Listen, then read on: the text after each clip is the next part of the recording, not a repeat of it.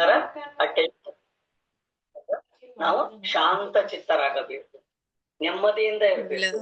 ಧ್ಯಾನ ಬಂಧುಗಳಿಗೆ, ಆತ್ಮ ಬಂಧುಗಳಿಗೆ ಅನಂತ ಕೋಟಿ ಕೋಟಿ ಪ್ರಣಾಮ. ಇಂದಿನ ಧ್ಯಾನ ಸ್ವಾಧ್ಯಾಯ ಸತ್ಸಂಗ ಕಾರ್ಯಕ್ರಮಕ್ಕೆ ತಮಗೆಲ್ಲರಿಗೂ ಸ್ವಾಗತ, ಸುಸ್ವಾಗತ. ಮೊಟ್ಟ ಮೊದಲಿಗೆ ನಮ್ಮೆಲ್ಲರ ಧ್ಯಾನ ಗುರುಗಳಾದ ಬ್ರಹ್ಮಶ್ರೀ ಪಿತಾಮಹ ಡಾಕ್ಟರ್ ಸುಭಾಷ್ ಪತ್ರಿಜಿಯವರ ಚರಣ ಕಮಲಗಳಿಗೆ ವಂದಿಸುತ್ತ, ಗುರುಮಾತಾ ಸ್ವರ್ಣಮಾಲಾ ಅಮ್ಮನವರ ಪಾದಕಮಲಗಳಿಗೆ ವಂದಿಸುತ್ತ, ನಮ್ಮೆಲ್ಲರ ಚೈತನ್ಯ ಶಕ್ತಿಯಾಗಿರ್ತಕ್ಕಂಥ ಮಹಾವತಾರ್ ಬಾಬಾ ಅವರನ್ನ ಮಂದಿರದಲ್ಲಿ ಸ್ಮರಿಸುತ್ತ, ನನ್ನ ಗುರುಗಳಾದ ತಟವಾಲಿ ಬಾಬಾ, ಬರ್ಫಾನಿ ಬಾಬಾ, ಮಹದಾನಂದ ಬಾಬಾಜಿ ಅವರನ್ನ ನನ್ನ ಹೃದಯ ಮಂದಿರದಲ್ಲಿ ಸ್ಮರಿಸುತ್ತ, ನಮ್ಮ ಮಾರ್ಗದರ್ಶಕ ಗುರುಗಳಾಗಿರ್ತಕ್ಕಂಥ ಡಾಕ್ಟರ್ ಜೀವಂದರ್ ಕೇತಪ್ಪ ಸರ್ ಅವರಿಗೆ ವಂದಿಸುತ್ತಾ, ಅಯ್ಯಪ್ಪ ಪಿಂಡಿ ಸರ್ ಅವರಿಗೆ ವಂದಿಸುತ್ತಾ, ಎಲ್ಲ ಆಸ್ಟ್ರಲ್ ಮಾಸ್ಟರ್ಸ್ ಗಳಿಗೆ, ಪಿರಮಿಡ್ ಮಾಸ್ಟರ್ಸ್ ಗಳಿಗೆ ವಂದಿಸುತ್ತಾ, ಸೀತಾಮಾತೆ, ಯಶೋಧರ ಮಾತೆ, ವಸುಂಧರ ಮಾತೆಯರಿಗೆ ವಂದಿಸುತ್ತಾ, ಅವರೆಲ್ಲರ ಚೈತನ್ಯ ಶಕ್ತಿಯೊಂದಿಗೆ ನಮ್ಮ ಚೈತನ್ಯ ಶಕ್ತಿಯನ್ನ ಅನುಸಂಧಾನಗೊಳಿಸುತ್ತಾ ಇಂದಿನ ಸ್ವಾಧ್ಯಾಯವನ್ನ ಪ್ರಾರಂಭಿಸೋಣ. ಮಾಸ್ಟರ್ಸ್, ಸ್ವಾಧ್ಯಾಯದಲ್ಲಿ ನಾವು ಸೀತಾಯಣದ ಸ್ವಾಧ್ಯಾಯದ 21ನೆಯ ಅಧ್ಯಾಯದಲ್ಲಿದ್ವಿ. ಸೀತೆಯ ಅದೃಶ್ಯ ಕಾರ್ಯಗಳನ್ನ ನಾವು ಚರ್ಚೆ ಮಾಡ್ತಾ ಇದ್ವಿ. ಸೀತಾಮಾತೆ ಯಾರಿಗೂ ಕಾಣದೇ ಇರುವ ಹಾಗೆ ಅನೇಕ ಕೆಲಸಗಳನ್ನ, ಅನೇಕ ಸಾಮಾಜಿಕ ಕೆಲಸಗಳನ್ನ, ಪ್ರಾಕೃತಿಕ ಕೆಲಸಗಳನ್ನ, ಪ್ರಕೃತಿ ಮತ್ತು ಮಾನವತೆಯ ಮಧ್ಯ ಸಮತೋಲನವನ್ನ ತರ್ತಕ್ಕಂತಹ ಕೆಲಸಗಳನ್ನ ಅವಳು ಮಾಡಿದಾಳೆ. ನಿನ್ನಿನ ಒಂದು ಸಂಚಿಕೆಯಲ್ಲಿ ಅವಳು ಯಾವ ರೀತಿ ಕೆಲಸವನ್ನ ಮಾಡಿದ್ಲು, ಒಂದು ಪ್ರಾಣಿ, ಹುಲಿ ಮತ್ತು ಮಾನವರ ಮಧ್ಯೆ ಆಗಿರ್ತಕ್ಕಂಥ ಒಂದು ಸಮಸ್ಯೆಯನ್ನು ಯಾವ ರೀತಿ ಬಗೆಹರಿಸಿದಳು, ಎಷ್ಟರ ಮಟ್ಟಿಗೆ ಅವಳು ತ್ಯಾಗವನ್ನ ತಗೊಂಡ್ಲು, ರಿಸ್ಕ್ ಅನ್ನ ತಗೊಂಡ್ಲು ಅಂತಕ್ಕಂಥದ್ದನ್ನ ನಾವು ನೋಡಿದೀವಿ. ಅಷ್ಟೇ ಅಲ್ಲ, ಅವಳು ದೇಶ ಪರ್ಯಟನೆಗೆ ಶ್ರೀರಾಮಚಂದ್ರನ ಜೊತೆಗೆ ಇಡೀ ಪ್ರಪಂಚವನ್ನ ಪರ್ಯಟನೆ ಮಾಡ್ಲಿಕ್ಕೆ ಹೋಗ್ತಾಳೆ. ಆದ್ರೆ ಹೇಗೆ ಅಂತಾರೆ, ಧ್ಯಾನದಲ್ಲಿ ಇಲ್ಲೇ ಕುಳಿತಿರ್ತಾಳೆ, ಸೂಕ್ಷ್ಮ ಶರೀರದಲ್ಲಿ ಹೋಗಿ ಇಡೀ ಜಗತ್ತಿನ ಪರ್ಯಟನೆಯನ್ನ ಮಾಡ್ಕೊಂಡವರು ಬರ್ತಾರೆ. ಅವರು ಹೋಗದೇ ಇರ್ತಕ್ಕಂಥದ್ದು, ಅವರು ಮೊದಲು ತಮ್ಮ ಒಂದು ವನವಾಸದ ಸಂದರ್ಭದಲ್ಲಿ ತಿರುಗಾಡಿರ್ತಕ್ಕಂಥ ಎಲ್ಲ ಪ್ರದೇಶಗಳನ್ನ ಮತ್ತೆ ಹೋಗ್ತಾರೆ. ಅವರು ಕಾಲಿಡದೇ ಇರ್ತಕ್ಕಂಥ, ಅವರ ಚರಣ ಸ್ಪರ್ಶವಾಗದೇ ಇರ್ತಕ್ಕಂಥ ಯಾವೊಂದು ಪ್ರದೇಶವು, ಯಾವೊಂದು ನದಿ, ಯಾವೊಂದು ಗುಡ್ಡ, ಯಾವೊಂದು ಪರ್ವತ ಯಾವುದೂ ಉಳಿಬಾರದು. ಆ ರೀತಿ ಅವರು ಪರ್ಯಟನೆಯನ್ನ ಮಾಡ್ಲಿಕ್ಕೆ ಹೋಗಿದ್ದಾರೆ ಅಂತಕ್ಕಂಥ ಒಂದು ಸಂಗತಿಯನ್ನ ನಮಗೆ ಹನುಮಂತ ಸೋಮಗೆ ತಿಳಿಸ್ತಾನೆ. ಎಷ್ಟು ದಿವಸ ಆ ರೀತಿ ಪರ್ಯಟನೆಗೆ ಹೋಗಿದ್ರು ಅನ್ನೋದು ಸೋಮಗೆ ನೆನಪಿಲ್ಲ. ಆದ್ರೆ ಸೀತಾಮಾತೆ ಆ ಒಂದು ಪರ್ಯಟನೆಯಿಂದ ಪ್ರಜ್ಞೆಗೆ ಬಂದಾಗ, ಯಾಕಂದ್ರೆ ಅವಳು ಧ್ಯಾನದಲ್ಲಿ ಕುಳಿತಿರ್ತಾಳೆ, ಇಲ್ಲೇ ಕುಳಿತಿರ್ತಾಳೆ, ಹೇಗೆ ಹೋಗಿದ್ದಾಳೆ ಅಂತ ಹೇಳಿ ಸೋಮ ಕೇಳಿದಾಗ, ಸೂಕ್ಷ್ಮ ಶರೀರದಲ್ಲಿ ಹೋಗಿರೋದನ್ನ ನಾನು ನೋಡಿದೀನಿ ಅಂತ ಹೇಳಿ ಹನುಮಂತ ಹೇಳ್ತಾನೆ. ಹೀಗೆ ಅವಳು ಪ್ರಜ್ಞೆಗೆ ಬಂದಾಗ ಸೋಮ ನೋಡ್ತಾಳೆ, ಸೀತಾಮಾತೆ ಎಷ್ಟು ದಿವಸ ಹೀಗೆ ಕೂತಿದ್ದಾಳೆ, ಊಟ ಇಲ್ಲ, ನೀರಿಲ್ಲ, ಬಹುಶಃ ಅವಳಿಗೆ ಹಸಿವು ಆಗಿರಬಹುದು ಅಂತ ಹೇಳಿ ನೋಡ್ತಾಳೆ. ಅವಳ ಮುಖದಲ್ಲಿ ಇನ್ನಿಷ್ಟು ತೇಜಸ್ಸು ಜಾಸ್ತಿ ಆಗಿರ್ತದೆ, ಊಟ ಇಲ್ಲದೇನೆ ಸ್ವರ್ಗದ ಹಾಗೆ ಅವಳಿಗೆ ಕಾಣಿಸೋದೇ ಇಲ್ಲ. ತಾನು ದಿನನಿತ್ಯ ಅವಳಿಗೆ ಮಾಡ್ತಕ್ಕಂಥ ಸೇವೆಯನ್ನ ಮಾಡ್ತಾ ಇರ್ತಾಳೆ. ಪ್ರತಿನಿತ್ಯ ಅವಳಿಗೆ ಕೊಡಬೇಕಾಗಿರ್ತಕ್ಕಂಥ ಹಣ್ಣು ಹಂಪಲುಗಳನ್ನ ಅವಳ ಮುಂದೆ ಇಟ್ಟು ಬಂದಿರ್ತಾಳೆ. ಅವುಗಳನ್ನ ಯಾವ್ದಾದ್ರು ಪ್ರಾಣಿಗಳು ಬಂದು ಸ್ವೀಕರಿಸಿ ಹೋಗಿರೋದನ್ನ ನೋಡ್ತಾ ಇರ್ತಾಳೆ. ಆದ್ರೆ ಈಗ ಮಾತೆ ಬಂದಿದ್ದಾಳೆ, ಮತ್ತೆ ಅವಳ ಪ್ರೀತಿ ಎಷ್ಟಿರುತ್ತೆ ಮಾತೆ ಮೇಲೆ ಅಂತಂದ್ರೆ, ಬಹುಶಃ ಮಾತೆಗೆ ಹಸಿವಾಗಿರ್ಬಹುದು ಅಂತೇಳಿ ಹಣ್ಣು ಹಂಪಲುಗಳನ್ನ ತಂದು ಕೊಡ್ತಾಳೆ. ಆಗ ಸೀತಾಮಾತೆ ಹೇಳ್ತಾಳೆ, ಇಲ್ಲ ಸೋಮ, ನನಗೆ ಹಸಿವಾಗಿಲ್ಲ, ನಾನು ಇಡೀ ಪ್ರಪಂಚವನ್ನ ಸಂಚರಿಸಿ ಬಂದಿದ್ದೇನೆ, ಎಲ್ಲರಲ್ಲಿಯೂ ಪ್ರೀತಿಯನ್ನ ಹಂಚಿ ಬಂದಿದ್ದೇನೆ, ಎಲ್ಲರೂ ಅದ್ಭುತವಾಗಿರ್ತಕ್ಕಂಥ ಊಟ ಉಪಚಾರಗಳನ್ನ ನನಗೆ ಮಾಡಿದ್ದಾರೆ. ದೇಶದ ಯಾವ್ದ್ಯಾವ್ದೋ ಭಾಗದಲ್ಲಿ ನಾವು ಹೋಗಿ ಬಂದಿದೀವಿ, ಅಲ್ಲಿರ್ತಕ್ಕಂಥ ವೆರೈಟಿ ಆಫ್ ಬೇರೆ ಬೇರೆ ವಿಧದ ಭಕ್ಷ್ಯ ಭೋಜನಗಳನ್ನ ಮಾಡಿಸಿ ನಮಗೆ ಅವರು ಕೊಟ್ಟಿದ್ದಾರೆ. ನನಗೆ ತುಂಬಾ ಸಂತೋಷ ಆಗಿದೆ, ನನ್ನ ಹೊಟ್ಟೆ ತುಂಬೇದ ಅಂತ ಹೇಳ್ತಾನೆ. ನನ್ನ ಯೋಜನೆಯಂತೆ ಬಹಳ ಜಗತ್ತು ಬಹಳಷ್ಟು ಸಂತೋಷದಿಂದ, ಪ್ರಪಂಚದಲ್ಲಿ ಎಲ್ಲೋ ಬಹಳಷ್ಟು ಸಂತಸದಿಂದ ನೆಮ್ಮದಿಯಿಂದ ಇದ್ದಾರೆ, ನನಗೆ ತುಂಬಾ ನೆಮ್ಮದಿಯಾಗಿದ್ದೆ. ಮಾನವರು, ಎಲ್ಲ ಪ್ರಾಣಿ ಪಕ್ಷಿ ಎಲ್ಲ ಕಡೆ ಎಲ್ಲಿ ನೋಡಿದ್ರು ಕೂಡ ನೆಮ್ಮದಿನೇ ಕಾಣ್ತಾ ಇದೆ ಅಂತಕ್ಕಂಥ ಮಾತನ್ನ ಹೇಳ್ತಾಳೆ. ನೋಡಿ, ಮಾತಿಗೆ ಗೊತ್ತಿಲ್ಲದೆ ಇರ್ತಕ್ಕಂಥ ವಿಷಯ ಇಲ್ಲ, ಇವೆಲ್ಲವೂ ನಮಗೆ ತಿಳಿಯಲಿ ಅಂತಕ್ಕಂಥ ಒಂದು ಮಾತುಗಳನ್ನ ಅವಳು ಹೇಳ್ತಾಳೆ. ಪ್ರಪಂಚದಲ್ಲಿ ಯಾವ ಯಾವ ಸ್ಥಳಗಳಲ್ಲಿ ಏನದ ಹೇಗದ ಅಂತಕ್ಕಂಥದ್ದು ಅವಳಿಗೆಲ್ಲ ಗೊತ್ತಿರತ್ತೆ. ಆದ್ರೂ ಕೂಡ ನಾವಿಲ್ಲಿ ತಿಳಿದುಕೊಳ್ಬೇಕಾಗಿರ್ತಕ್ಕಂಥ ವಿಷಯ ಏನು ಅಂತಂದ್ರೆ, ಎಂಥ ಒಂದು ಪರಿಸ್ಥಿತಿ ಬಂದರೂ ಕೂಡ ಎಂಥ ಒಂದು ಅಧೋಗತಿಯ ಒಂದು ಸ್ಥಿತಿ ಬಂದರೂ ಕೂಡ ನಮ್ಮನ್ನು ಕಾಪಾಡುವ ಒಂದು ಶಕ್ತಿ ಇರುತ್ತದೆ.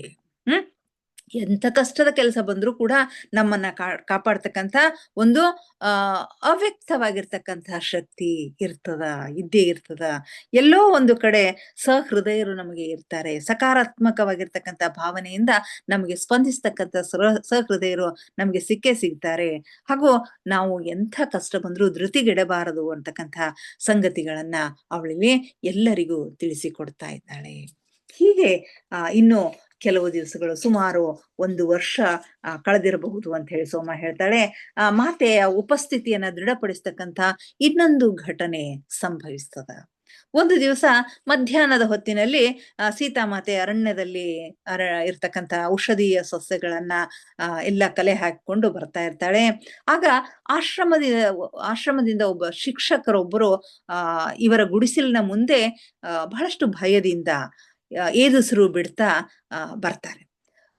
ಗುರುಗಳಿಗೆ ಆತ್ಮೀಯವಾಗಿರ್ತಕ್ಕಂಥ ಒಂದು ಪರಿವಾರವು ತಮ್ಮ ಮಗಳ ಮುಂಬರುವ ಮದುವೆಯ ಸಲುವಾಗಿ ತಾಯಿ ಮಗಳು ಗುರುಗಳಿಗೆ ಆಮಂತ್ರಣವನ್ನ ಕೊಟ್ಟು ಆಶೀರ್ವಾದವನ್ನ ಪಡೀಲಿಕ್ಕೆ ಬಂದಿದ್ರು. ಆದ್ರೆ ಮಧ್ಯದಲ್ಲಿ, ಅವರು ರಥದಲ್ಲಿ ಬರುತ್ತಿರುವಾಗ ಮಧ್ಯದಲ್ಲಿ ದರೋಡೆಕೋರರು ಅವರ ರಥವನ್ನ ತಡೆದು ಅವರ ಕಾವಲುಗಾರನನ್ನ ಕೊಂದು ಇಲ್ಲಿ ಮಗಳು ಮತ್ತು ತಾಯಿಯ ಮೇಲೆ ಬಹಳಷ್ಟು ಅವನು ಹಾನಿ ಮಾಡಿದ್ದಾನೆ, ಅವರಿಗೆ ಅತ್ಯಾಚಾರ ಮಾಡಿದ್ದಾನೆ ಅಂತಕ್ಕಂಥ ಒಂದು ಸಂಗತಿಯನ್ನ ಹೇಳ್ತಾನೆ.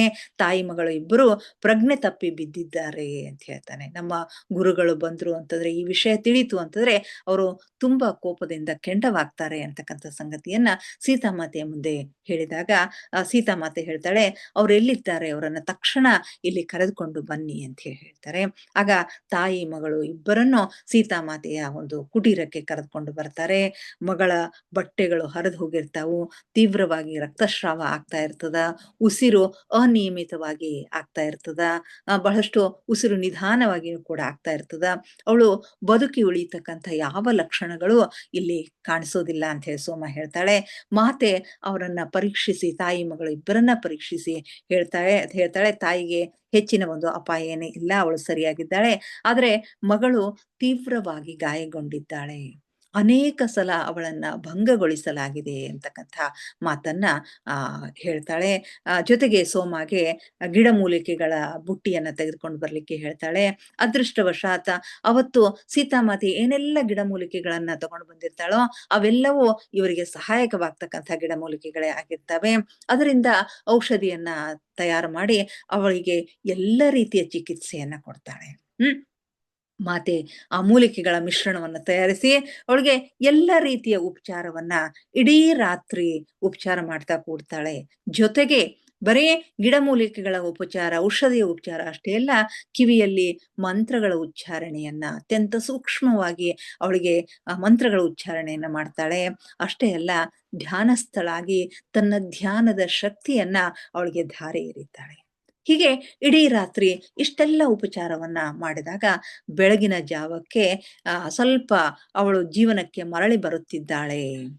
ಅವಳ ಉಸಿರು ಸಹಜ ಸ್ಥಿತಿಗೆ ಬರ್ತಾ ಇದೆ ಅಂತಕ್ಕಂಥ ಸಂತೋಷದ ಸಂಗತಿಯನ್ನ ಸೀತಾಮಾತೆ ತಿಳಿಸ್ತಾಳೆ. ಅವಳ ಮುಖದ ಮೇಲೆ ಆಗ ಸ್ವಲ್ಪ ಮುಗುಳ್ನಗೆ ಕಂಡು ಬರ್ತದ. ಅಷ್ಟರಲ್ಲೇನೆ ಹೊರಗೆ ಏನೋ ಗದ್ದಲು ಕೇಳಿಸ್ತಾ ಇರ್ತದ. ಏನೋ ಯಾರೋ ಬಂದಿದ್ದಾರೆ, ಏನೋ ಗದ್ದಲು ಕೇಳಿಸ್ತಾ ಇದೆ ಅಂತ ಹೇಳಿ ಸೀತಾಮಾತೆ ಹೊರಗೆ ಬಂದು ನೋಡ್ತಾಳೆ. ಅಷ್ಟರಲ್ಲಿ ಆ ಆಶ್ರಮದ ಗುರುಗಳು ಬಂದಿದ್ದಾರೆ. ಯಾರೋ ಈ ತಾಯಿ ಮಗಳು ಹೋಗ್ಬೇಕು ಅಂತಕ್ಕಂಥ ಗುರುಗಳೇನಿರ್ತಾರಲ್ಲ ಅವರು ಬಂದಿದ್ದಾರೆ. ಅವರ ಎದುರು ಆ ದುಷ್ಕರ್ಮಿ ಕೃತ್ಯವನ್ನ ಎಸಗಿರ್ತಕ್ಕಂಥ ದುಷ್ಕರ್ಮಿಯನ್ನ ಹಿಡಿದು ತಂದು ಗುರುಗಳ ಮುಂದೆ ಪ್ರಸ್ತುತ ಪಡಿಸಿದ್ದಾರೆ. ಆಗ ಇನ್ನೇನು ಗುರುಗಳು ಸಿಟ್ಟಿಗೇರಿ ಕೋಪದಿಂದ ಅವನಿಗೆ ಶಾಪ ಕೊಡಬೇಕು ಅನ್ನುವಷ್ಟರಲ್ಲಿ ಮಾತೆಯ ಧ್ವನಿ ಕೇಳ್ತದ. ಅದು ಅವಳ ಭೌತಿಕ ದೇಹದಿಂದ ಬಂದ ಧ್ವನಿಯಲ್ಲ, ಆಕಾಶದಿಂದ, ಭೂಮಿಯಿಂದ, ಗಿಡಗಳಿಂದ, ಪ್ರತಿಯೊಂದು ಜೀವಿಗಳಿಂದ ಬರುತ್ತಿರುವಂತೆ ಆ ಧ್ವನಿ ಅನ್ನಿಸ್ತದ. ಇಲ್ಲ ಇಲ್ಲ, ಇದು ಶಾಪಗಳ ಸಮಯದ ಅಂತ್ಯವಾಗಿದೆ. ಗುರುಗಳೇ, ಶಾಪ ಕೊಡುವ ಕಾಲ ಮುಗಿದು ಹೋಗಿದೆ, ನಿಲ್ಲಿ ಅಂತ ಹೇಳ್ತಾರೆ. ಗುರುಗಳು ಪಾರ್ಶ್ವವಾಯು ಹೊಡೆದ ಹಾಗೆ ಆ ನಿಂತು ಬಿಡ್ತಾರೆ. ಅವರ ಕೈ ಅಷ್ಟೇ ನಿಂತು ಬಿಡ್ತದ. ಅಷ್ಟರಲ್ಲಿ ಶ್ರೀರಾಮಚಂದ್ರನು ಕೂಡ ಅಲ್ಲಿ ಬರ್ತಾನೆ ಅಂತ ಹೇಳ್ತಾರೆ. ಗುರುಗಳು ಶಾಪ ಕೊಡುವುದನ್ನ ನಿಲ್ಲಿಸ್ತಾರೆ. ಮಾತೆಯ ಈ ರೂಪವನ್ನ ಯಾರು ಎಂದು ಇಂಥ ಒಂದು ಉಗ್ರ ರೂಪವನ್ನು ಯಾರು ನೋಡಿರ್ಲಿಲ್ಲ. ಅವಳಿಗೆ ಆ ಶಕ್ತಿ ಎಲ್ಲಿಂದ ಬಂದಿತೋ ಗೊತ್ತಿಲ್ಲ.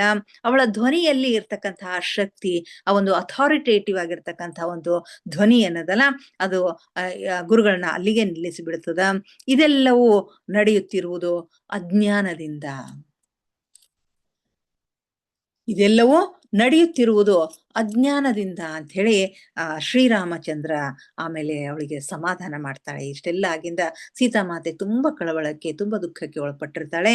ಅವಳನ್ನ ಸಮಾಧಾನ ಮಾಡ್ತಾನೆ. ಯಾಕಂತಂದ್ರೆ ಇದೆಲ್ಲವೂ ನಡೆದಿರೋದು ಅಜ್ಞಾನದಿಂದ, ಜನತೆಯ ಒಂದು ಅಜ್ಞಾನದಿಂದ ಅಂತ ಹೇಳಿ. ಇಂಥ ದುಷ್ಕೃತ್ಯಗಳು ಮಾನವ ಸಮಾಜದ ಆರಂಭದಿಂದಲೂ ಜರುಗಿವೆ. ಮಾನವ ಸಮಾಜ ಹುಟ್ಟುಕೊಂಡಾಗಿನಿಂದನೂ ಇಂಥ ದುಷ್ಟ ಕೆಲಸಗಳು ಆಗಾಗ ಅಲ್ಲಲ್ಲಿ ಜರುಗ್ತಾನೆ ಇವೆ ಅಂತ ಹೇಳಿ ಸೀತಾಮಾತೆ ಹೇಳ್ತಾಳೆ. ಆದ್ರೆ ಹೆಚ್ಚಿನ ದುಷ್ಕೃತ್ಯಗಳು ಕಾಮ ಆಸೆಯಿಂದ ಆಗಿರ್ತಕ್ಕಂಥವು. ಆದ್ರೆ ಇದು ಹಾಗಾಗಿರ್ತಕ್ಕಂಥದ್ದಲ್ಲ. ಇದು ತಂದೆಯ ಮೇಲಿನ ಆ ತಾಯಿ ಮತ್ತು ಮಗಳ ತಂದೆಯ ಮೇಲಿನ ಒಂದು ದ್ವೇಷದಿಂದ ಆಗಿರ್ತಕ್ಕಂಥ ಒಂದು ಕೃತ್ಯ ಅಂತಕ್ಕಂಥ ಮಾತುಗಳನ್ನ ಸೀತಾಮಾತೆ ಹೇಳ್ತಾಳೆ. ಆಗ ಶ್ರೀರಾಮಚಂದ್ರ ಹೇಳ್ತಾನೆ, ಕಾಲಚಕ್ರವು ತಿರುಗಿ ಸಮಯವು ಸಮೀಪಿಸುವವರೆಗೆ ಮತ್ತು ಅದು ಕಳೆದು ಹೋದ ಅಜ್ಞಾನವನ್ನು ಮರಳಿ ತರಲು ಆರಂಭಿಸುವವರೆಗೆ ಜಗತ್ತನ್ನ ಭದ್ರಗೊಳಿಸುವ ವಿಚಾರ ರೂಪಗಳನ್ನು ನಾವು ಬಿತ್ತಲೇಬೇಕು.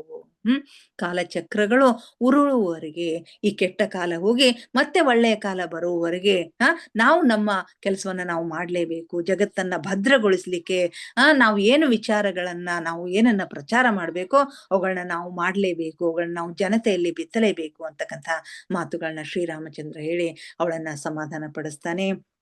ಅಷ್ಟರಲ್ಲಿ ತಾಯಿ ಮಗಳು ಚೇತರಿಸ್ಕೊಳ್ತಾಳೆ. ನಾನು ಎಲ್ಲಿದ್ದೇನೆ ಅಂತ ತಾಯಿ ಕೇಳಿದಾಗ, ನಿಮಗೆ ಸ್ವಲ್ಪ ಅಪಘಾತವಾಗಿತ್ತು, ಇಲ್ಲಿದ್ದೀರಿ ಅಂತ ಹೇಳಿ ಸಮಾಧಾನ ಮಾಡ್ತಾಳೆ. ಅವರನ್ನ ವಿಚಾರಿಸ್ಲಿಕ್ಕೆ ಗುರುಗಳು ಬರ್ತಾರೆ. ಗುರುಗಳು ಅವರ ಹೇಗಿದ್ದಾರೆ ಅಂತ ನೋಡ್ಕೊಂಡು ಹೋಗ್ಲಿಕ್ಕೆ ಬರ್ತಾರೆ. ಆಗ ಮಾತೆ ಈ ವಿಷಯದಲ್ಲಿ ತಾನು ಹಸ್ತಕ್ಷೇಪ ಮಾಡಿದ್ದಕ್ಕಾಗಿ ಕ್ಷಮೆ ಕೇಳ್ತಾಳೆ. ನೋಡಿ ಎಂಥ ಮನಸ್ಸವಳದು. ಗುರುಗಳಿಗೆ ಮತ್ತೆ ತಾನು ಹಸ್ತಕ್ಷೇಪ ಮಾಡಿದ್ದಕ್ಕಾಗಿ ಕ್ಷಮೆ ಕೇಳ್ತಾಳೆ. ಆ ಗುರುಗಳು, ನೀನು ಮಾಡಿರುವುದು ಸರಿಯಾಗಿದೆ. ಶಿಕ್ಷೆ ವಿಧಿಸುವುದು ನಮ್ಮ ಮಹಾರಾಜರಿಗೆ ಬಿಟ್ಟು ಕೊಟ್ಟಿರ್ತಕ್ಕಂಥ ವಿಷಯವಾಗಿದೆ.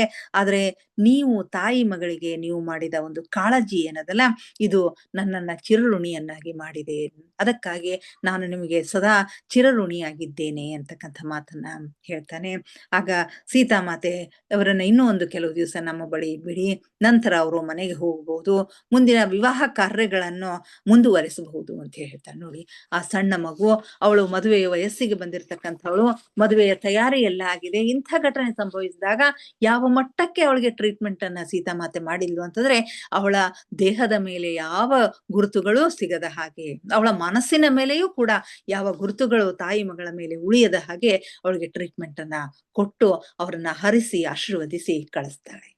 ನಂತರ ಬಾಲಕಿಯ ಉಪಶಮನಗೊಂಡ ಗಾಯವು ಮಾತೆಯಲ್ಲಿ ಪ್ರಕಟವಾಗ್ಲಿಕ್ಕೆ ಶುರು ಮಾಡತ್ತೆ. She is A healer. ಅವಳು ಗುಣಪಡಿಸುವ, ಏನಂತೀರಿ, ರೋಗವನ್ನು ಗುಣಪಡಿಸುವ ಒಂದು ಗುಣ ಅವಳಲ್ಲಿ ಇರುತ್ತೆ. ಇನ್ನೊಂದು, ಈ ಹೀಲಿಂಗ್ ಮಾಡ್ತಕ್ಕಂತಹ ಇನ್ನೊಂದು ಅದರ ಒಂದು ಏನಂತಾರೆ ಡ್ರಾಬ್ಯಾಕ್ ಏನು ಅಂತಂದ್ರೆ, ಯಾರಿಗೆ ಅವರು ಹೀಲಿಂಗ್ ಅನ್ನ ಮಾಡಿರ್ತಾರಲ್ಲ ಅವರ ರೋಗಗಳು ಇವರಲ್ಲಿ ಬರ್ತಕ್ಕಂತಹ ಸಾಧ್ಯತೆಗಳು ಇರ್ತವೆ ಅಂತ ಹೇಳ್ತಾರೆ.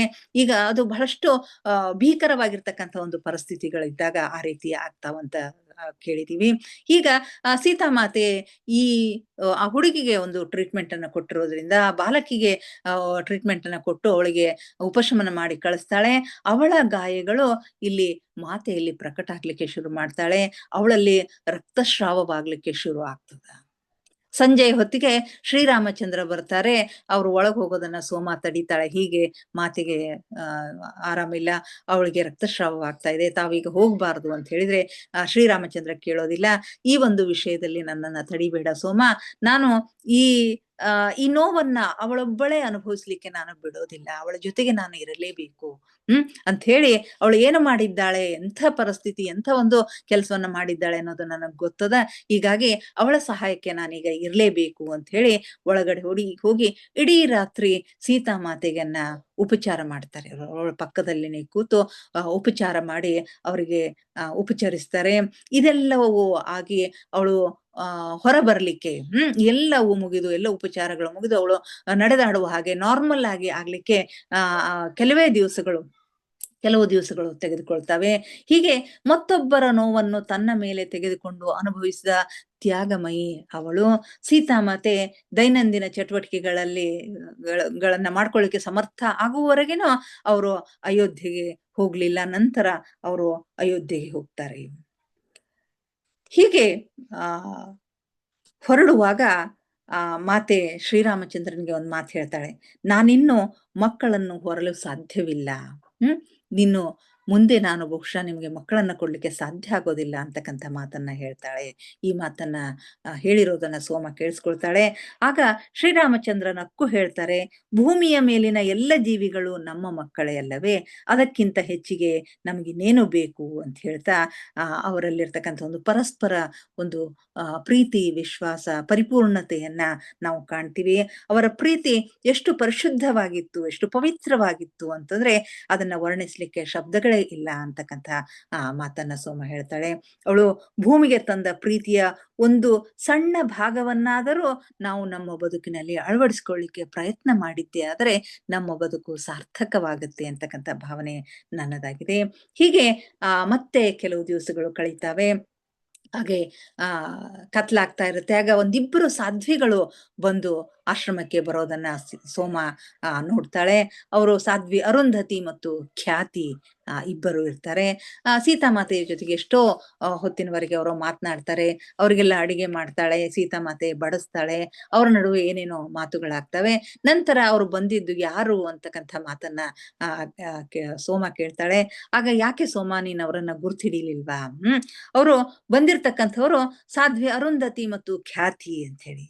ನಾನು ಬಹಳ ದಿನಗಳ ಹಿಂದೆ ತೆಗೆದುಕೊಂಡ ಒಂದು ಪ್ರತಿಜ್ಞೆಯನ್ನ ನನಗೆ ನೆನಪು ಮಾಡ್ಲಿಕ್ಕೆ ಮತ್ತು ಆ ಪ್ರತಿಜ್ಞೆಯನ್ನ ನಾನು ನೆರವೇರಿಸಿದ್ದಕ್ಕಾಗಿ ತಮ್ಮ ಸಂತೋಷವನ್ನ ವ್ಯಕ್ತಪಡಿಸ್ಲಿಕ್ಕೆ, ನನಗೆ ಅಭಿನಂದನೆಯನ್ನ ಹೇಳಲಿಕ್ಕೆ ಅವರು ಬಂದಿದ್ದರು. ಬಹಳ ದಿನಗಳ ಹಿಂದೆ ತೆಗೆದುಕೊಂಡಿರ್ತಕ್ಕಂಥ ಪ್ರತಿಜ್ಞೆ ಅಂತಂದ್ರೆ ಶಾಪಗಳು ಇನ್ನು ಕೊನೆಯಾಗಬೇಕು, ಶಾಪಗಳು ಕೊನೆಯಾಗಬೇಕು ಅಂತಕ್ಕಂಥ ಒಂದು ಪ್ರತಿಜ್ಞೆಯನ್ನು ಅವಳು ಮಾಡ್ತಾಳೆ. ಹೀಗಾಗಿ ಈ ಋಷಿಗಳು ಶಾಪ ಕೊಡ್ಲಿಕ್ಕೆ ಬಂದಾಗ ಅಲ್ಲಿ ಈಗ ನಡೆದಿರ್ತಕ್ಕಂಥ ಘಟನೆಯಿಂದಾಗಿ ದುಷ್ಕರ್ಮಿಗಳಿಗೆ ಶಾಪ ಕೊಡ್ಲಿಕ್ಕೆ ಋಷಿಗಳು ಬಂದಾಗ ಅವಳು ಬಂದು ಅದನ್ನ ತಡೆದಿರ್ತಾಳೆ. ಈಗ ಶಾಪಗಳು ಇಲ್ಲವಾಗುವ ಒಂದು ದಿವಸ ಬಂತು, ಶಾಪ ವಿಮೋಚನೆಗಳ ಕಾಲವೊಂದು ಬಂದದ ಅಂತ ಹೇಳಿ ಸೀತಾಮಾತೆಗೆ ಅಭಿನಂದನೆಯನ್ನ ಸಲ್ಲಿಸ್ಲಿಕ್ಕೆ ಅವರು ಬರ್ತಾರೆ. ನೀನು ತುಂಬಾ ಒಳ್ಳೆ ಕೆಲಸ ಮಾಡಿದೆ, ಇನ್ನು ಶಾಪಗಳ ಕಾಲ ಅಲ್ಲ, ಇನ್ನು ರಾಜನ ಒಂದು ಕಾನೂನುಗಳು ಕೆಲಸ ಮಾಡ್ತವೆ, ರಾಜನ ಕಾನೂನುಗಳು ಕೆಲಸ ಮಾಡ್ಬೇಕಿನ್ನು ಅಂತ ಹೇಳ್ತಾರೆ. ಸಾಧ್ವಿ ಅರುಂಧತಿ ಮತ್ತು ಖ್ಯಾತಿ ಶಾಪದಿಂದ ಬಹಳಷ್ಟು ತೊಂದರೆಯನ್ನ ಅವರು ಅನುಭವಿಸಿರ್ತಾರೆ. ಅರುಂಧತಿ ತನ್ನ ಎಷ್ಟೋ ಮಕ್ಕಳನ್ನ ಶಾಪದಿಂದ ಕಳೆದುಕೊಂಡಿರ್ತಾಳೆ. ಖ್ಯಾತಿಯು ಕೂಡ ತನ್ನ ಪ್ರೀತಿಯ ನಾರಾಯಣ ಶಾಪಗ್ರಸ್ತನಾಗಿರುವುದನ್ನು ನೋಡಿರ್ತಾಳೆ. ಸಾಧ್ವಿ ಅಹಲ್ಯೆಯು ತನ್ನನ್ನು ತಾನೇ ಶಪಿಸಿಕೊಂಡು ಶಾಪವನ್ನು ಅನುಭವಿಸಿರ್ತಾಳೆ. ಇನ್ನು ಎಷ್ಟೋ ಜನರಿಗೆ ಇದು ಇದರ ಒಂದು ಪರಿಣಾಮ, ಅದರ ಒಂದು ಬಿಸಿ ತಟ್ಟಿರೋದನ್ನ ನಾವು ಕಾಣ್ತೀವಿ. ಸೊ ಇದು ರಾಮ ಅವರಿಗೂ ತಿಳಿದಿರ್ತದ. ಅದಕ್ಕೆಂದೇ ಅವತ್ತವರು ಕಾಣಿಸಿಕೊಂಡಿದ್ರು. ಹೊಸ ಕಾನೂನುಗಳನ್ನ ಮಾಡಿ, ಕಾನೂನುಗಳು ಋಷಿಗಳ ಶಾಪದ ಸ್ಥಾನವನ್ನ ತೆಗೆದುಕೊಳ್ಳುವ ಕಾಲ ದೂರಿಲ್ಲ, ಅದು ಬಂದಿದೆ. ಬಹುಶಃ ಈ ಕಾನೂನುಗಳು ಯಾವುದೇ ವೈಯಕ್ತಿಕ ಕೋಪ ಮತ್ತು ನೋವುಗಳಿಂದ ಪ್ರಭಾವಿತಗೊಳ್ಳದೆ ನ್ಯಾಯಯುತವಾಗಿರ್ತಕ್ಕಂಥ ವ್ಯವಸ್ಥೆಯನ್ನ ಪ್ರತಿನಿಧಿಸುತ್ತವೆ ಎನ್ನುವ ಭರವಸೆ ನನಗಿದೆ ಅಂತ ಹೇಳಿ ಸೀತಾಮಾತೆ ಹೇಳ್ತಾಳೆ. ಹೀಗೆ ಈ ಏನಂತಾರೆ ಶಾಪಗಳ ವಿಮೋಚನೆ ಆಗ್ತಕ್ಕಂಥ ಕಾಲ, ಕಾನೂನುಗಳು ಜಾರಿಗೆ ಬರ್ತಕ್ಕಂಥ ಕಾಲ ಬಂತು ಅಂತಕ್ಕಂಥ ಮಾತುಗಳನ್ನ ಹೇಳ್ತಾ ಸೋಮ ಕಥೆಯನ್ನ ಇಲ್ಲಿಗೆ ನಿಲ್ಲಿಸ್ತಾಳೆ. ಇಲ್ಲಿಗೆ ಈ ಅಧ್ಯಾಯ ಕೊನೆ ಆಗುತ್ತೆ. ಇಲ್ಲಿಗೆ ನಾವು ಇಂದಿನ ಸ್ವಾಧ್ಯಾಯವನ್ನ ಮುಗಿಸೋಣ ಮಾಸ್ಟರ್ಸ್. ಇದುವರೆಗೆ ಬಹಳಷ್ಟು ತಾಳ್ಮೆಯಿಂದ ಜೂಮ್‌ನಲ್ಲಿ ಅಟೆಂಡ್ ಆಗಿರ್ತಕ್ಕಂಥ ಈ ಎಲ್ಲ ವಿಚಾರಗಳನ್ನ ಕೇಳಿದ್ದಕ್ಕಾಗಿ ನನ್ನ ಧನ್ಯವಾದಗಳನ್ನ ಅರ್ಪಿಸ್ತೇನೆ. ಈಗ ಧ್ಯಾನಕ್ಕೆ ಸಿದ್ಧರಾಗೋಣ ಮಾಸ್ಟರ್ಸ್. ಧ್ಯಾನಕ್ಕೆ ಕುಳಿತುಕೊಳ್ಳಿ. ಯಾವುದಾದರೂ ಒಂದು ಸ್ಥಿರ ಸುಖಾಸನದಲ್ಲಿ ಕುಳಿತುಕೊಳ್ಳಿ.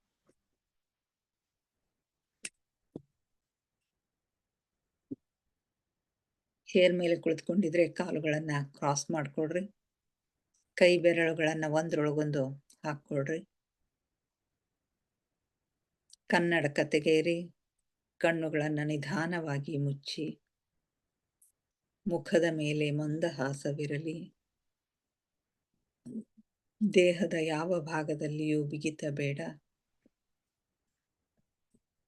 Relax, relax, relax please.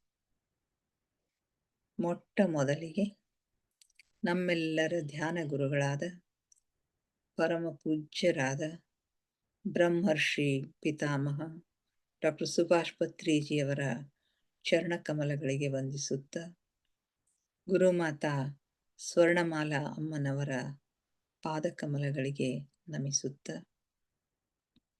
ನಮ್ಮೆಲ್ಲರ ಚೈತನ್ಯ ಶಕ್ತಿಯಾಗಿರ್ತಕ್ಕಂಥ ಮಹಾವತಾರ್ ಬಾಬಾ ಅವರನ್ನ ಕೃನ್ಮಂದಿರದಲ್ಲಿ ಸ್ಮರಿಸುತ್ತ, ನನ್ನ ಗುರುಗಳಾದ ತಟವಾಲಿ ಬಾಬಾ, ಬರ್ಫಾನಿ ಬಾಬಾ, ಮಹದಾನಂದ ಬಾಬಾಜಿಯವರನ್ನ ನನ್ನ ಹೃದಯ ಮಂದಿರದಲ್ಲಿ ಸ್ಮರಿಸುತ್ತ, ನಮ್ಮ ಮಾರ್ಗದರ್ಶಕ ಗುರುಗಳಾದ ಡಾಕ್ಟರ್ ಜೀವಂದರ್ ಕೇತಪ್ಪ ಸರ್ ಅವರಿಗೆ ವಂದಿಸುತ್ತ, ಅಯ್ಯಪ್ಪ ಪಿಂಡಿ ಸರ್ ಅವರಿಗೆ ವಂದಿಸುತ್ತ, ಎಲ್ಲ ಆಸ್ಟ್ರಲ್ ಮಾಸ್ಟರ್ಸ್ಗಳಿಗೆ, ಪಿರಾಮಿಡ್ ಮಾಸ್ಟರ್ಸ್ಗಳಿಗೆ ವಂದಿಸುತ್ತ, ಸೀತಾಮಾತೆ, ಯಶೋಧರ ಮಾತೆ, ವಸುಂಧರ ಮಾತೆಯರಿಗೆ ವಂದಿಸುತ್ತ, ಎಲ್ಲ ಬ್ರಹ್ಮರ್ಷಿಗಳು, ಬ್ರಹ್ಮರ್ಷಿ ಪತ್ನಿಯರಿಗೆ ವಂದಿಸುತ್ತ, ಸಪ್ತರ್ಷಿಗಳು, ಸಪ್ತರ್ಷಿ ಪತ್ನಿಯರಿಗೆ ವಂದಿಸುತ್ತ, ಅವರೆಲ್ಲರ ಚೈತನ್ಯ ಶಕ್ತಿಯೊಂದಿಗೆ ನಮ್ಮ ಚೈತನ್ಯ ಶಕ್ತಿಯನ್ನು ಅನುಸಂಧಾನಗೊಳಿಸುತ್ತ, ಅವರೆಲ್ಲರೂ ನಮ್ಮ ಜೊತೆಗೆ ಜ್ಯೋತಿ ಸ್ವರೂಪದಲ್ಲಿ ಬಂದು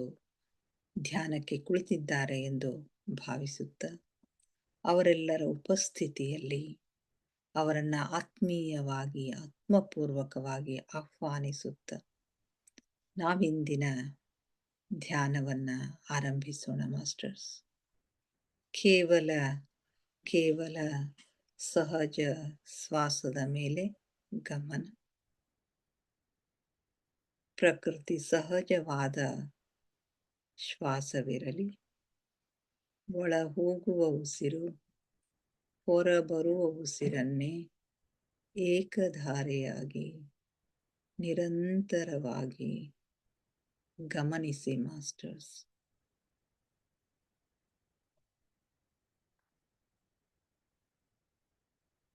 ಯಾವ ಆಲೋಚನೆಗಳು ಬೇಡ. ಆಲೋಚನೆಗಳು ಬಂದರೆ ಅವುಗಳನ್ನು ಬದಿಗೊತ್ತಿ ಮತ್ತೆ ಉಸಿರಾಟದ ಮೇಲೆ ಗಮನ ಹರಿಸಿ ಮಾಸ್ಟರ್ಸ್. ಯಾವಾಗ ನಮ್ಮ ಗಮನ ಸಂಪೂರ್ಣವಾಗಿ ನಮ್ಮ ಉಸಿರಿನ ಮೇಲೆ ಇರುತ್ತದೆಯೋ ಆಗ ಯಾವ ಆಲೋಚನೆಗಳು ಬರುವುದಿಲ್ಲ. ಆಲೋಚನೆಗಳು ಶೂನ್ಯವಾದಾಗ ಮನಸ್ಸು ಶಾಂತವಾಗುತ್ತೆ. ಆಗ ಧ್ಯಾನ ಸಿದ್ಧಿಸುತ್ತದೆ. ಒಂದೊಂದು ಉಸಿರನ್ನು ಗಮನಿಸಿ ಮಾಸ್ಟರ್ಸ್.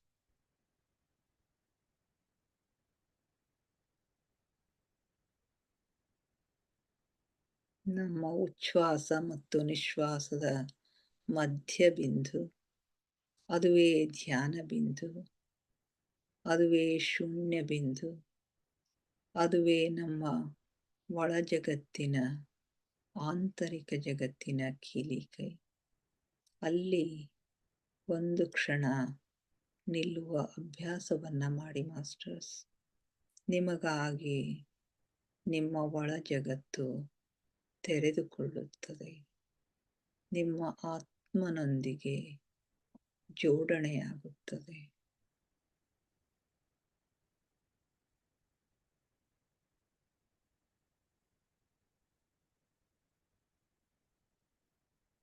ನಮ್ಮ ಉಸಿರೇ ನಮ್ಮ ಗುರು. ಉಸಿರೆಂಬ ಗುರುವಿನ ಸಹಾಯದಿಂದ ನಮ್ಮ ಗುರಿಯತ್ತ, ಗಮ್ಯದತ್ತ ನಿರಂತರ ಪಯಣ ಸಾಗಲಿ ಮಾಸ್ಟರ್ಸ್. ನಮ್ಮ ಅಂತಿಮ ಗಮ್ಯ, ಅಂತಿಮ ಗುರಿ ಆತ್ಮ ಸಾಕ್ಷಾತ್ಕಾರ, ಪರಮಾತ್ಮ ಸಾಕ್ಷಾತ್ಕಾರ.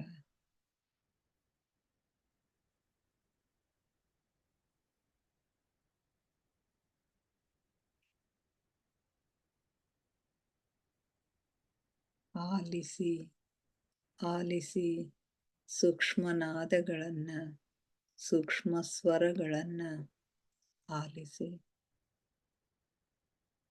ನಿಮ್ಮ ಹೃದಯದ ಬಡಿತವನ್ನು ಆಲಿಸಿ, ನಿಮ್ಮ ರಕ್ತ ಪರಿಚಲನೆಯನ್ನು ಆಲಿಸಿ, ಜೀರುಂಡೆಯ ನಾದವನ್ನು ಆಲಿಸಿ, ಘಂಟಾನಾದವನ್ನು ಆಲಿಸಿ, ಓಂಕಾರನಾದವನ್ನು ಆಲಿಸಿ. ನೀವೆಷ್ಟು ಸೂಕ್ಷ್ಮಗಳನ್ನು ಆಲಿಸಲು ಸಮರ್ಥರಾಗುತ್ತೀರೋ ಅಷ್ಟು ಒಳ ಜಗತ್ತಿನ ಆಗುಹೋಗುಗಳು, ಸೂಕ್ಷ್ಮ ಜಗತ್ತಿನ ಆಗುಹೋಗುಗಳು ನಿಮ್ಮ ಗಮನಕ್ಕೆ ಗೋಚರಿಸುತ್ತವೆ ಮಾಸ್ಟರ್ಸ್. ನಿಮಗೆ ಸ್ಪಷ್ಟವಾಗಿ ಗೋಚರಿಸುತ್ತವೆ.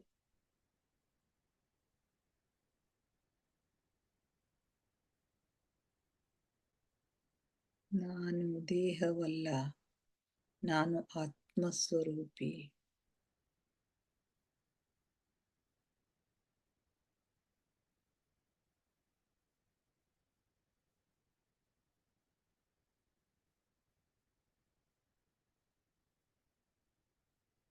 ಧ್ಯಾನವು ಆಳವಾಗ್ತಾ ಇದೆ,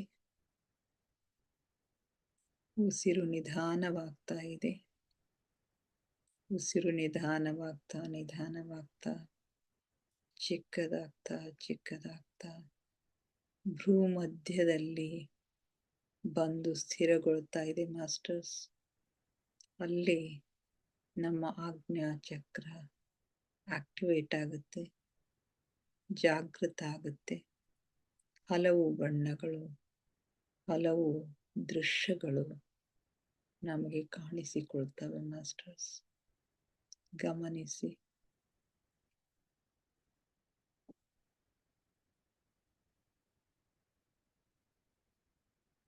ಆಳವಾದ ಧ್ಯಾನವೆಂಬ ಹಾಲ್ಗಡಲಿನಲ್ಲಿ ನಿಮ್ಮನ್ನು ನೀವು ಮುಳುಗಿಸಿ ಮಾಸ್ಟರ್ಸ್. ಅನುಭವಿಸಿ, ಆನಂದಿಸಿ, ಆಹ್ಲಾದಿಸಿ. ಆನಂದ, ಪರಮಾನಂದವನ್ನು ಅನುಭವಿಸಿ ಮಾಸ್ಟರ್ಸ್.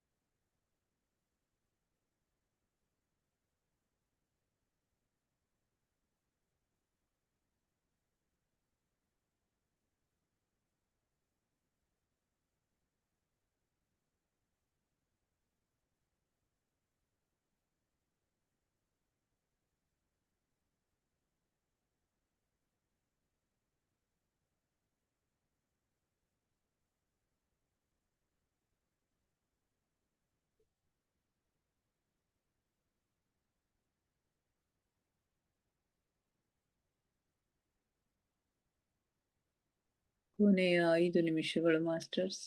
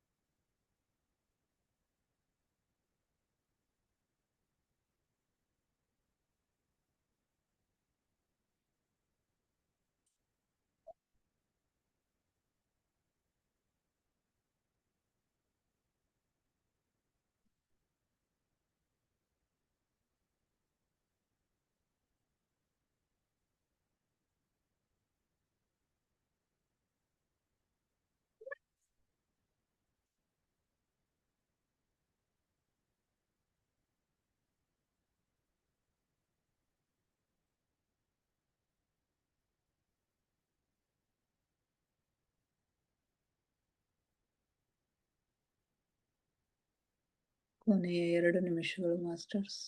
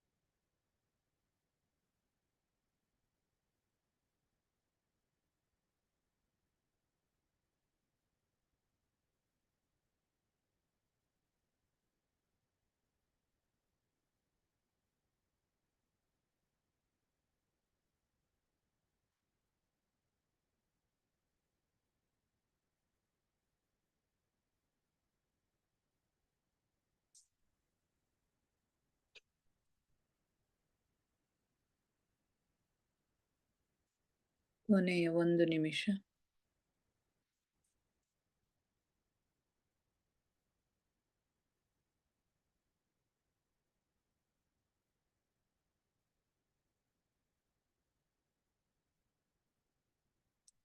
ನಿಧಾನವಾಗಿ ಧ್ಯಾನದಿಂದ ಹೊರಬರಲು ಪ್ರಯತ್ನಿಸಿ ಮಾಸ್ಟರ್ಸ್.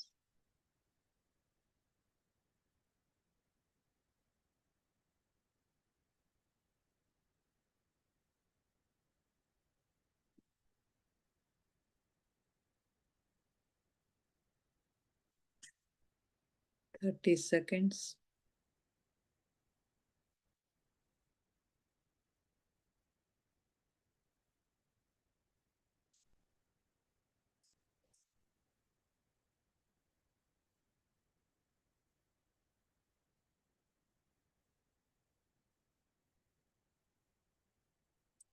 Ten seconds.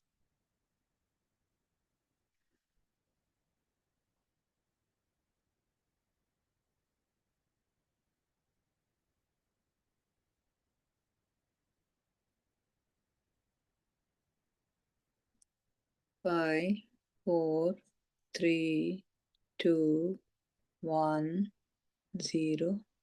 ನಿಧಾನವಾಗಿ ಕೈ ಬೆರಳುಗಳನ್ನು ಬಿಡಿಸ್ಕೊಳ್ಳಿ ಮಾಸ್ಟರ್ಸ್. ಬಿಡಿಸ್ಕೊಂಡು ನಿಮ್ಮ ಕಣ್ಣಿನ ಮೇಲೆ ಇಟ್ಕೊಳ್ರಿ. 5 seconds.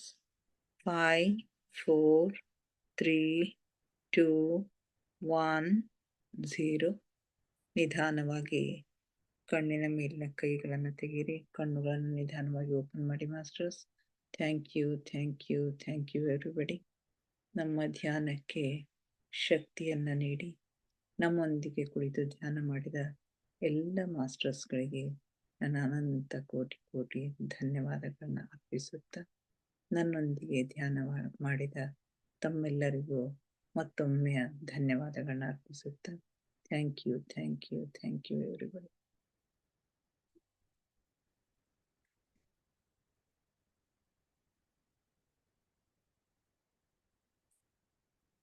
ಹಲೋ, ಯಾರಾದ್ರೂ ಏನಾದ್ರು ಶೇರ್ ಮಾಡ್ಕೊಳ್ತೀರಾ? ಮಾಡ್ಕೊಳ್ರಿ.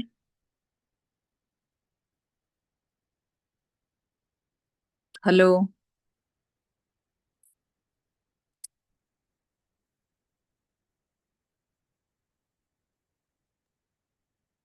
Hello madam. ಮೇಡಮ್ ನಮಸ್ಕಾರ. ಹೇಳ್ರಿ ಮೇಡಮ್.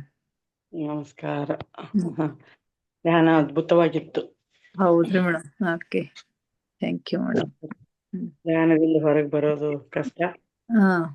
ಧ್ಯಾನದ ಕಥೆಗಳು ತುಂಬಾ ಅದ್ಭುತವಾಗಿವೆ ಮೇಡಮ್. ಹೌದ್ರಿ ಮೇಡಮ್, ಕಥೆಗಳು ಬಾಳ ಚಂದ. ಇದು ಮುಂದಿಂದರೆ ನಾಳೆದರೆ ಇನ್ನ ಚಂದ ಅದ ನೋಡ್ರಿ ಮೇಡಮ್. ನಾಳೆದು ಪೂರಾ ಅವಳ ಇದೆಲ್ಲ ಈಡೇ ಇರ್ತಾವಲ್ಲ, ಕಾರ್ಯಗಳೆಲ್ಲ ಈಡೇ ಇರ್ತಾವ. ಕೊನೆಯ ಹಂತ ಬಹಳ ಅದ್ಭುತ ಅದ ರೀ ಮೇಡಮ್ ನಾಳೆದು. ಇನ್ನ ಬಹಳ ಏನಂದ್ರಿ ಮೇಡಮ್? ಇನ್ನು ಎಷ್ಟು ಅಧ್ಯಾಯ ಅದ? ಆಯ್ತು, ಇನ್ನ ಈಗ ಸೀತೆ ಈಡೇರದ ಕಾರ್ಯಗಳಂತ ಒಂದ್ ಅಧ್ಯಾಯದ, ಸೋಮ ನಿರ್ಗಮನ ಅಂತ ಒಂದ್ ಅಧ್ಯಾಯ ಬರ್ತದ. ಇನ್ನು ಟೋಟಲಿ ಒಂದ್ 3 ಅಧ್ಯಾಯ ಇದ್ದಂಗ ಅವರಿ. ಎಲ್ಲ ಅಧ್ಯಾಯ 2 ದಿವಸ ಅಂದ್ರೂ 5-6 ದಿವಸದಾಗ ಮುಗಿತಾವ ಇನ್ನ. ಅಷ್ಟ ಅದು ಇದು ಸೀತೆಯ ಈಡೇರಿದ ಕಾರ್ಯಗಳು ಸ್ವಲ್ಪ ಬಾಳೆ ದೊಡ್ಡದದ್ರಿ. ಮೇನ್ ತಗೊಂಡಿದ್ದು ಮಾಡ್ಬೇಕಾಗ್ತದ. ನೋಡೋಣ, ಟ್ರೈ ಮಾಡಕತ್ತೀನಿ. ಆದಷ್ಟು ಸಾಧ್ಯದಷ್ಟು ಹೆಚ್ಚು ವಿಷಯಗಳನ್ನ ಹೇಳಿಕೆ ಪ್ರಯತ್ನ ಮಾಡ್ತೀನಿ. Okay madam. Okay, thank you madam. Thank you. Okay, thank you. Hello hello Rekha. ಹಾ ಗಂಗು, ಹೇಳವಿ. ಅದೇ ಸೀತಾಯಣ ಕತೆ ತುಂಬಾ ಅದ್ಭುತವಾಗಿತ್ತು. ಆಮೇಲೆ ಧ್ಯಾನ ಫುಲ್ ಡೀಪ್. ನೀವು ಹೇಳಿದ್ಮೇಲೂ ನಾ ಆಮೇಲೆ ಎದ್ದು ಬಂದೆ. ಹೌದಲ್ಲ, ಫುಲ್ ಡೀಪ್ ಹೋಗಿದೆ. ಪೂರಾ ಮಲ್ಲಯ್ಯನ ಗುಡಿಯಾಗೆ ಇದ್ದೀನಿ, ಮಲ್ಲಯ್ಯನ ಗುಡಿಯಾಗೆ ಇದ್ದೀನಿ. ಅಲ್ಲೇ ಹೋಗಿದ್ ಮತ್ತೆ ವಾಪಸ್. ಇವತ್ತು ಅಲ್ಲೇ ಹೋಗಿದಿ? ಅಲ್ಲೇ ಬಿದಿಪಟ್ಟಿ ಮಲ್ಲಯ್ಯಗೆ ಹೋಗಿದ್ದೇವಲ್ರಿ. ಅದೇ ಧ್ಯಾನದೊಳಗ್ ಹಂಗೆ ಅಲ್ಲೇ ಮಾಡ್ದಂಗ ಆಗ್ಯದ. ಓಕೆ, ಇದ್ದಂಗ ಆಗ್ಯದ. ಆರಾಮಿದ್ದೇನ್ರಿ ಅಕ್ಕ. ಓಕೆ, ಜರ್ನಿ ಅದಾಗಿ ಜರ್ನಿ ಅದೇ ಜರ್ನಿ ಒಳಗ್ ಇದ್ದಾಗೇನೆ ಇದ್ರೊಳಗ ಜಾಯಿನ್ ಆದೆ. ಬರೋದು ಮುಖಾನು ತಕೊಂಡಿಲ್ಲ, ಹಂಗೆ ಧ್ಯಾನಕ್ ಕೂತಿದೀನಿ. ಮಿಸ್ ಮಾಡ್ಕೊಳಕ್ ಇಷ್ಟ ಆಗಲ್ಲ, ಯಾಕಂದ್ರೆ ತುಂಬಾ ಇಂಟ್ರೆಸ್ಟಿಂಗ್ ಅದಲ್ಲ. ಓಕೆ ರೀ, ಓಕೆ ರೀ, ಥ್ಯಾಂಕ್ ಯು. ಓಕೆ, ಮತ್ತೆ ನಾಳೆ ಭೇಟಿ ಆಗೋಣ ಇನ್ನಷ್ಟು ಧ್ಯಾನ, ಸ್ವಾಧ್ಯಾಯ, ಸತ್ಸಂಗದೊಂದಿಗೆ. ಎಲ್ಲರಿಗೂ ಧನ್ಯವಾದಗಳು. Okay, thank you. Thank you.